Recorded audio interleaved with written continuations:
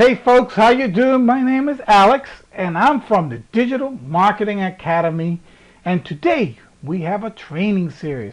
It's a continuation from our other series which we were doing. We were talking about headlines and the importance of headlines. Today we're going to be talking about writing a compelling email message, the 10 best ways. You see, when we're doing emails, we have to get through the first line of defense, and the first way we get through that is through our headlines. Our headlines is what gets us in the door. Now the next thing we want to do after we get through the door, we got to write that message that connects and gets us over them to make some sort of action. So what do we need in order for them to engage us in our emails? I call it adding flavors to your emails. You guys remember those lifesavers? I used to like them when I was a kid. But you see, this is what your emails has got to have in them. It's got to have a little bit of the red one, the tutti frutti ones. It's got a little bit of the orange, a little bit of the limes, a little bit of the green ones. You know, all of these flavors together, all of these different types of emails you're sending them will engage them in a way that will make them want to read your things. Because a lot of the times when I see emails, too many of the times I get the same type of email from the person over and over and over again. It kind of kills the point. You know, it gets to the point, I already know who you are, I know what you're about, you don't have nothing new to show to me, you're giving me the same boring flavor every time. So crafting a compelling message. This is what we're going to be talking about. Copywriting is one of the most essential elements of effective online marketing. The art and the science of copywriting involves strategically delivering words, whether written or spoken, that get people to take some form of action. And remember, this is the point of the whole composition that you're doing. When you're doing this email writing, you get them through the headlines, you get them to your composition, you want them to write and take some action after they finish reading whatever you have put there. Now, what is the formula for persuasion? This is what I call the formula for persuasion. This is what your copywriting has to do. This is what your body of work has to do. Now, when you're writing an email copy, the purpose is for your reader to take some form of action. We already talked about this just a little bit before. We're talking about, hey, when they're reading your copy, it's about taking some sort of form of action. Now, here's a good tip for you. Include hyperlinks. Don't depend on links, images alone. This is a mistake that could easily be done where you're saying, hey, I put in a few images, they're linked, so I don't have to worry about putting in any hyperlinks. Always, in every email you do, you include a hyperlink. Don't depend on linked images. Remember, some of these email services filter out, or the customer or the potential customer has a filter that doesn't allow images to come through. Some of them by accident, but hey, they're there. So in order to circumvent that potential problem, you've got to include real hyperlinks in your emails. And another important thing, don't confuse action for sales. When I mean action, I'm not saying you're going to kill them on your every email you send them. This is not about make a sale on every email. This is all about them taking some form of action. When I mean action, I want you to go to my blog. I want you to go to my website. I want you to go to my Facebook. I want you to go to my other social medias where we're using the other mediums, the other tools that we have in cohesiveness so that we can start this conversion process, this process that eventually gives us a monetary gain. Now, it's very important that you become a problem solver and that the results of resolving the problems provide you with a monetary gain. Now we're talking about how you make money online, guys. This is how you make money online. You know, if there are lots of different little ways, but this is the way you should be doing it. You become a problem solver. Hey, if I gotta lose weight, I'm gonna go to Google, I'm gonna type up lose weight. Your message should be the one that comes up. Hey, he's got a solution to my problem. I'm overweight, he's got a solution to my problem. And in solving my problem, you guess what? You earn a commission, or you earn income, or you earn whatever. But the thing is, it is a mutual, we are both mutually being served. You know, it's simple economics, supply and demand. You know, if you are in that chain, you can make lots of money online. As long as you understand that you're always trying to solve a problem to a customer. Remember that your emails is just one of many tools. Now, use these tools in unison, and then you will see your income increase. Here we go. This is what we were talking about before, but don't confuse action with sales. This is why you don't have to go for the kill shot every time you write an email. Because what you have to understand is that it doesn't matter what makes the sale. You see, if you're using your tools like a wide open hand, this is not an effective marketing campaign. That means you got your Facebook over here, you got your emails over here, and the only way you're going to make a sale if you go is for a kill shot. You see, if you use them all in unison or you use them all in one, you make it into a fist. And when you're using your tools as a fist, this is where it gets interesting, because it doesn't matter. Did you hear that? It doesn't matter where your sale comes from. It doesn't matter. It doesn't matter if Facebook makes the sale. It doesn't matter if your blog makes the sale, because they're all one tool. Your website, whatever tools you're using, it don't matter where the sale comes from. So thereby, you don't have to come to your email and try to go for the kill every time.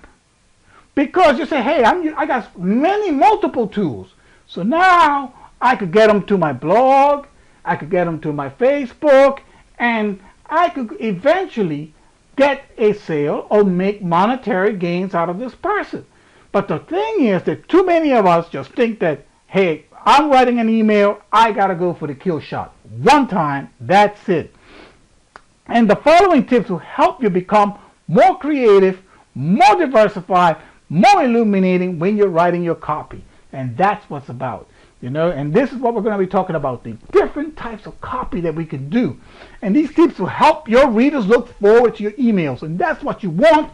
You want to engage your readers. You want them to come to you and say, yeah, I'm looking forward to your next email. I want to read what he's got to offer next. And remember, if you're diversified, they're going to be reading your blogs. You're going to be reading your Facebooks. They're going to be reading your whatever you have in your web pages. You're engaging them in multiple levels. This is exciting. This is how you start increasing your conversions.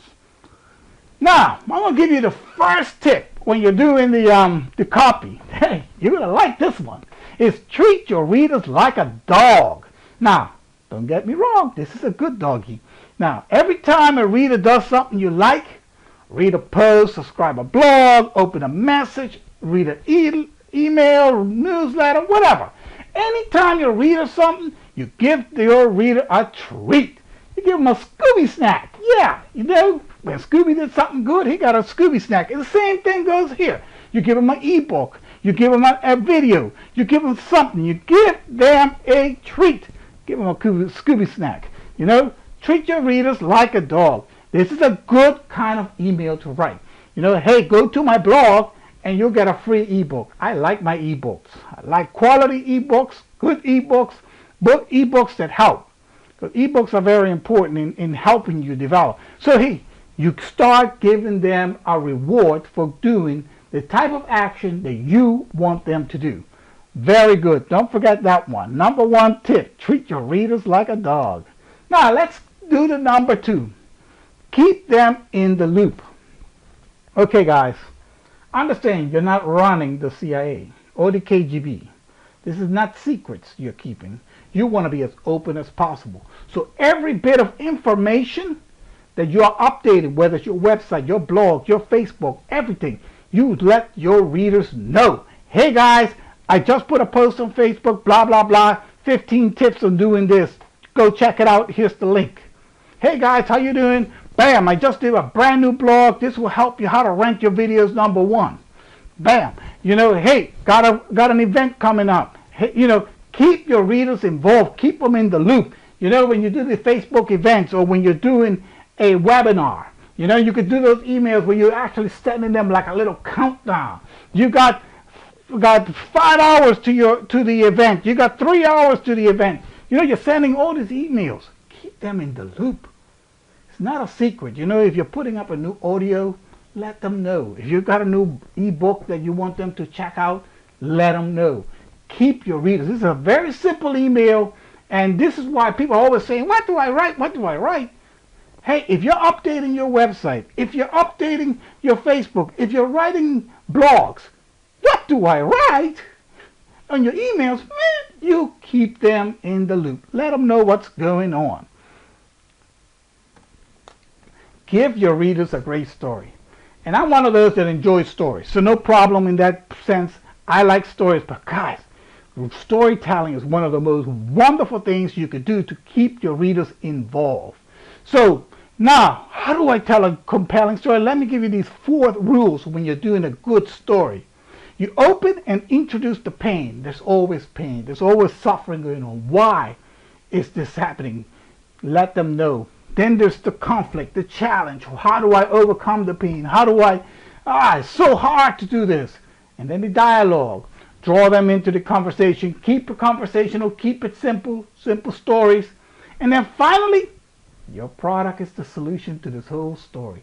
You see, your product becomes the solution. Now, like I said, if it's a long story, you're going to tell them, don't tell them the whole Goldilocks story. Don't make the story long. If it's a long story or a story then you put that story like in a blog or in an article. And then you make the email about, hey, go to my article and finish this story. Now, you see how you're getting them to take action, move them from one place to the next? So you write this interesting intro to the story and get them all interested, and they say, hey, you want to finish the story? Go to my article. Hey, go to my blog. This is how you start making your readers start engaging you and starting clicking on those links and making them take action. Storytelling is a very, very good way of doing this, and I like storytelling. Converse with your readers as individuals, not as groups. I see this a lot. Sometimes we'll write like you're writing to a group. So stop talking to your list. Hey list, how you doing? Stop talking to your subscribers. Write in your email as a one-to-one person. It instantly makes your emails more personable. Yes, you are sending an email to your list. Yes, you are sending them to a group of people. One big blast. But they don't have to feel or be treated like they're part of a nation. No, I'm talking to you. I'm talking specifically to one person. And you write your emails just like that. I'm talking specifically to John. Or I'm specifically talking to Sandy. We're talking like the person's got to feel like you're not just a part of a bunch. They have to feel individual. They have to feel special. And this is what will connect you and that person together. And this is what you're trying to create. You're trying to create a connection with a person. And this is why it takes multiple tools, multiple facets, multiple things to make this connection. Don't think that the email is the only way to make this connection, but here it is. Treat the person as an individual, not as a group. Number 5, make your readers imagine. Get ready, guys? Imagine there's no heaven. Imagine, no, I'm not going to start singing. Singing is not my specialty. It's not what I do. But an imagine copy is one of the most powerful copies you could ever make. You start talking imagine typically begins with words like imagine. Now, guys, imagine that beautiful Ferrari, nice red Ferrari, you're driving it. Wouldn't you want to do? Imagine that, Close your eyes and picture yourself living in that beautiful home. living and making your dreams come true. Let's pretend for a moment that you are now at a beautiful beach in the Bahamas somewhere. You see, these are the ones where you take your readers to an imaginative, nope, I'm not singing, so an imaginative, you make them picture this, and then you start making them use their imagination. You start engaging them in their imagination. Like I said, use the video of the mind. This is what the imagination is about. You're making the person use the video of the mind. Very important, powerful way of writing an email. Now, give it to your readers plain, straight, and bam, to the point. Okay, this is a very interesting way of doing it, but hey, I got a new product. Let's say it's this mouse. Simple mouse. This is what it is. It's a simple mouse. But I just give the specs. I give what it's about. Bam. And I inform the people, no fluff, no nothing. Just this is the most basic approach to writing an effective copy, is to simply introduce the product without gimmicks or style. It's a simple presentation of the facts. Very great way of doing this. Very powerful way of doing this. Incredible. Now, number 7 is become the killer poet. Now, unlike the previous one where I'm saying giving it to it straight, the killer poet adds some pizzazz to it. Like the word pizzazz. Yeah, we're going to add some pizzazz, some sass to it. We're going to be educating. We're going to be selling. We're going to be making people wish for the product in a way. We're not trying to use any, how you call it, promotional or any of those words, but we are going to be more elaborate than the previous one. We're not going to just throw a row of facts. We're going to put some writing to it. We're going to put some creativity to it. We're going to be putting some selling points to it. We're going to be adding a little bit more. So you could combine either one of these. You could do the plain and straight, or you could do the killer poet. But, depending on which one you want to do. And here's where you're basically going for the kill. You're really, this is the point where, but like I said, it's not our only type of emails. You're combining, you're sending them. Remember the lifesavers, guys. Remember the lifesavers. We are using flavors. So by being able to do flavors, yes, we could come out with factual ones, and we could come out with more elaborate ones. So number 8, be on your reader's side. Empathize with them. Remind people that you're not alone. Tell them you understand their struggles. Empathize with them. Ask them how you can help. And this is very important. Hey guys, we all been through the struggle, haven't we? Hey, I've been through where I can't pay my rent. I've been through where I can't pay my light bill. Or I have to choose between this and that. Or I take days that my children's birthday has come up and I don't have anything to give them for their birthday. Do you understand where I'm coming from? This is what I mean by empathize with them. Guys, we've all been through our struggles. We all can relate to people who are struggling. We all can understand not being able to pay their credit card bills. So empathize with them. I make them understand that you know where they come from. That you have a story, you have a history too, and that you could understand their struggles. So this is a very good way of writing an email that doesn't distance you from them. And now you learn from the masters. Guys, here we go. This is what I call not reinventing the wheel. Subscribe to excellent email lists, analyze their subject lines. You're guaranteed to learn something. I would suggest at this point, go to Gmail, go wherever you want to go, open up a new Gmail account. Don't use the one that everybody sends you, your family and friends send you stuff, because then it will get junky. What I would do is open up a brand new Gmail account, brand new Yahoo, whatever it is, and I would just subscribe like a mad dog. Anything and everything that has a subscription, I will put that email in. And then on a day off, on a day that I got some time, or just looking through it, see what headline stands out, start going through those emails and start seeing, oh, this is nice. But like I said, you can do copy and paste if that's what rocks your boat, but you could also model. You always want to add your persona to it. You know what I mean? How can you modify it? How can you do it a little bit different than what they're doing? But the point here is you're not trying to redo the wheel. You're just making it. You're going through their persona. You're trying to develop your own message, but you're going to be using help from other people. Hey, they already did it. So you will see, and you will see headlines that really do stand out. This is a very important thing you can do, because there are headlines that when you're going through and they're like, that's a great headline. And hey, why not swipe it? Use it, you know? And now here, tip number 10. Don't bore them with these long emails. Edit your emails with rigor. Long and unwieldy emails slaughter the reader's interest. Challenge yourself to cut your text in half. And next time you're guys, this is very straightforward. The email is short, straight to the point. You know, you're basically going to try to get them to click on that link, that hyperlink, that image, whatever it is that you want them to do. Make that reader take that action and then continue on in the journey of conversion. Because that's what you're trying to do. You're trying to make a conversion. At some point, you're trying to convert them. You want them to join your tribe. You want them to be part of you. Now, here's the interesting part of this. Don't bore them with long emails. Look, if you got a lot to say, you have blogs, you have articles, you have websites, you have other places where you could put a nice long 500-word, whatever you got, and express it. But here's the nice part. If you got a lot to say, use your email to take them there. That's all. Sometimes when I start an email and I think it's just going to be a little short one, but I end up writing a whole pile. I say, okay, well, this is no longer an email. That's going to go to my blog.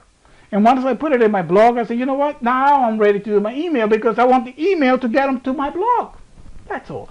Just don't bore them. Don't do them. The email's main purpose of your body of your copy is for them to click on that link, to take some sort of action. So those are my 10 tips. But guess what? I have to give you this bonus tip. Can't let you go without having this extraordinary extra bonus tip. And here it is. Don't be cold-hearted. Genuinely care about your readers. And this is, guys, this is what it's about. It's about tricking someone into lying or anything. Care for them. It's not about just making that killer sale. You know, if I'm going to try to sell you this mouse, it's because I've had a great experience. I've had this mouse now for almost 7 years. You know, it's worked for me every day. So can I recommend it with all my heart and say, yes, I can. If I make a commission on it, it's fine. But I'm not going to sell you junk. That just doesn't work. You know, don't be cold-hearted. It's not just about make a sale, make the kill. No. Genuinely, make sure that whatever you're promoting, you genuinely believe in it. That is something that you really care about. Now, hey, tell your readers that and you will have success. And with that, we come to the end of this training series.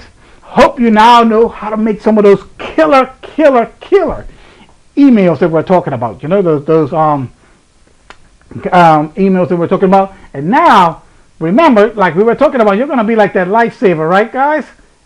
Let's put that lifesaver. Yeah, you are now going to be writing lifesavers. You're going to be writing emails with multiple slavers. You're going to be writing emails that will engage your readers and make them take action. Okay, on that, I'll catch you on the next training series from the Digital Marketing Academy. Hey, don't forget, there is a bonus, and I'll see you on the next training series. Bye. Hi, and thank you for watching that video from the Digital Marketing Academy. We created these short video series. We call them the SOS series, marketing series. But we want to help you further. We want to take your marketing to the next level. So click the link down below and it will take you straight to the Academy where you will get an in-depth training, 5-video training, totally free, no commitments. So I'll see you on the other side. Bye.